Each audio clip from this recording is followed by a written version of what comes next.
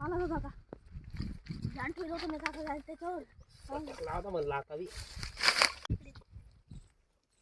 जरा मध्ये जाई मी टाका ना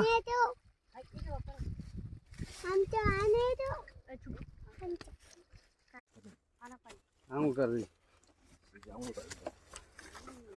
नमस्कार मित्र, मी सर्पमित्र रामेश्वर गाडीकर. आज सकाळपासून आपल्याला बिनविषारी जातीचा डुरक्या बोनस हा दुसरा कॉल आहे आपला. आपण याला काल पण पकडण्यासाठी आलो होतो, पण काल हा या ठिकाणी सापडला नाही.